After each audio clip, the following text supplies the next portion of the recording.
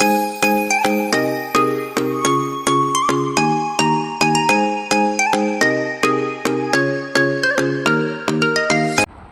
Hello, मी प्रियंका. तुमचं स्वागत आहे कोकणी ब्लॉगर या यूट्यूब चॅनलवर. चला तर मग आजच्या ब्लॉगला सुरुवात करूया. तर आज मी तुमच्याशी माझं स्किन केअर रुटीन शेअर करणार आहे. पहिलं तर मी सकाळी उठल्या मेहंदी लावून घेते आणि हे महिन्यातून मी एकदा करते. कधी कुठे गावाला वगैरे जायचं असेल तर होतं 2 टाईम, नाहीतर मग महिन्यातून एकदा मी करते. कारण माझी केस खूप पांढरी आणि पिकलेली दिसतात आणि ती समोरच असल्यामुळे भांग वगैरे पाडताना ती दिसली जातात. म्हणून मग मी शॅम्पू कलरच जास्त करून यूज करते. मेहंदी वगैरे बनवून तयार करून ठेवून मग लावायच्या भानगडीत पडत नाही, कारण तेवढाच पुरेसा वेळसुद्धा माझ्याकडे नसतो आणि मेहंदीमध्ये काय काय फुगत टाकतात त्यामुळे ते पण माहिती नाही. त्यामुळे मग मी ह्या भानगडीत पडतच नाही. शॅम्पू कलर आणते आणि तोच यूज करते. तर इथे मी आज ह्यावेळेस स्ट्रिक्सचा यूज करते किंवा मग दुसऱ्या कंपनीचा, असे 2 कंपनीचे यूज करते. तर आता मी मेहंदी वगैरे लावून घेतली आणि त्यानंतर मग अंघोळ करून घेतली, केस वगैरे धुवून घेतली. तर छान असा कलर मस्त बसला होता. जवळजवळ 15 दिवस राहतो, जास्त वेळ केस धुतली नाही गेली तर. आणि त्यानंतर मग मी सगळं जेवण वगैरे आवरलं, नाश्ता वगैरे केला आणि संध्याकाळचं माझं मी हे स्किन केअर रुटीन करते. तर असं पहिला आधी मी चेहऱ्याला एव्हरयूथचं स्क्रब लावून घेते आणि छान स्क्रब करून घेते एक 5 ते 10 मिनटं आणि त्यानंतर मग चेहरा वॉश करते. हे मी कधी आठवड्याने तर कधी 15 दिवसाने हे माझं स्किन केअर रुटीन चालूच असतं. कारण जास्तीत जास्त आठवड्याने मला वेळ नाही मिळत, मुलांमधून वेळ नाही मिळत. जसा वेळ मिळेल तसा माझा स्किन केअर होतो.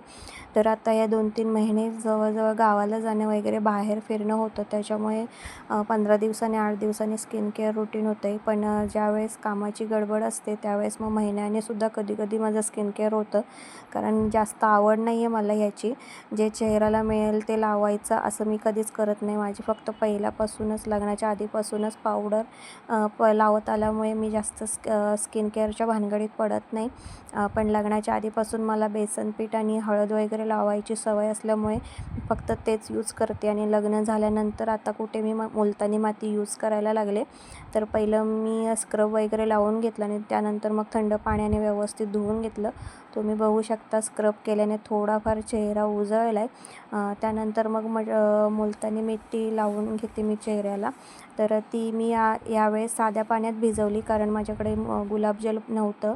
गुलाबजल असेल तर मी गुलाबजल यूज करते मुलतानी माती भिजवायसाठी. पण यावेळेस मी साध्या पाण्यामध्ये भिजवलं होतं आणि तेच मी चेहऱ्याला लावून घेते आणि मग एक 10 ते 15 मिनटं ठेवून देते आणि त्यानंतर मग साध्या पाण्याने धुवून टाकते. तर तुम्ही काय करता मला नक्की सजेस्ट करा, कारण मला ह्या मेकअपच्या ह्याच्यामधलं एकसुद्धा गोष्ट माहिती नाही आहे.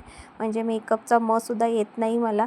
मी हे यूट्यूबवरती बघूनच शिकले. हे फक्त मला माझ्या बहिणीने, म्हणजे आत्याच्या मुलगीने सांगितलं होतं, तेवढंच मला करायचं माहिती आहे आणि मी तेच करते. कारण जास्त काही करायला मला भीती वाटते, चेहऱ्यावर डाग वगैरे पडतील याची भीती वाटते. त्याच्यामुळे मी चेहऱ्यावर जास्त प्रयोग करत बसत नाही. जेवढं आपल्याला जमतं आहे तेवढंच करते आणि आपल्या चेहऱ्याला ज्या गोष्टीने त्रास होत नाही तेच मी करायच्या भानगडीत असते.